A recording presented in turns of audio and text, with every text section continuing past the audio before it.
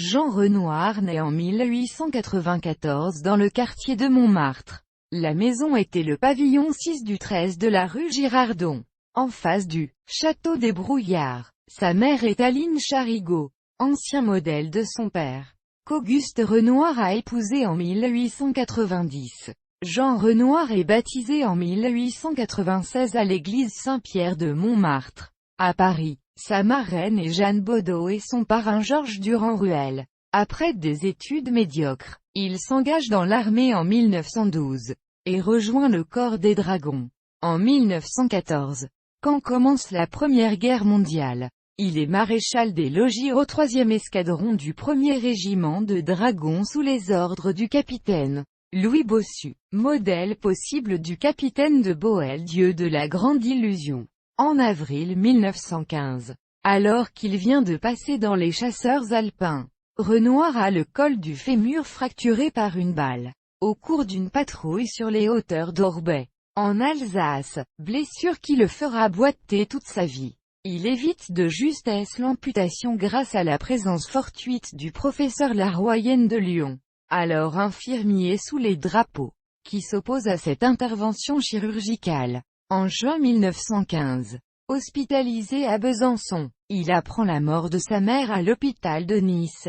Convalescent à Paris, aux côtés de son père, Jean passe sa vie dans les cinémas, voyant jusqu'à 25 films par semaine, dont Les Mystères de New York et les films de Charlie Chaplin. En 1916, il retourne au front et sert dans l'aviation, où sa mauvaise jambe ne le gêne pas.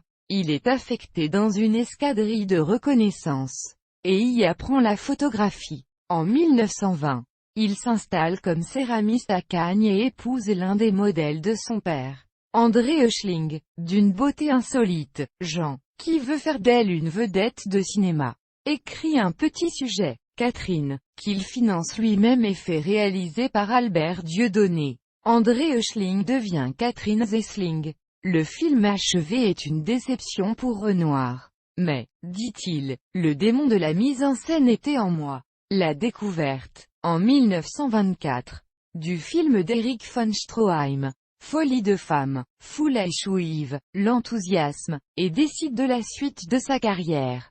Son premier long métrage, La fille de l'eau, 1924, est une fable bucolique à l'esthétique impressionniste, dans lequel joue sa jeune épouse et son frère aîné, Pierre Renoir. L'accueil mitigé réservé au film ne décourage cependant pas le cinéaste. Il se lance peu après dans une production coûteuse, Nana, d'après le roman d'Émile Zola, en 1926. Pour financer ce film au coût élevé, il vend plusieurs toiles héritées de son père. L'échec commercial du film le détourne pour longtemps de la production. Suivent une série de réalisations aux inspirations très diverses. La petite marchande d'allumettes, 1928, d'après Andersen. Incursion dans l'expressionnisme, Tir au flanc, 1928. Comédie militaire, On purge bébé, 1931, d'après Georges Feydeau. Son premier film parlant, en 1927. Renoir a accepté de jouer un simple rôle dans La petite Lily, court-métrage d'Alberto Cavalcanti, pour aider Catherine Zesling à devenir une vedette de cinéma. Par une étonnante coïncidence, ce film réunit les trois compagnes de Renoir qui ont le plus compté dans son existence. Sa première épouse Catherine Zesling, sa monteuse et compagne, des années 1930 Marguerite Renoir et Didot frère, amie de Cavalcanti qui deviendra sa seconde épouse.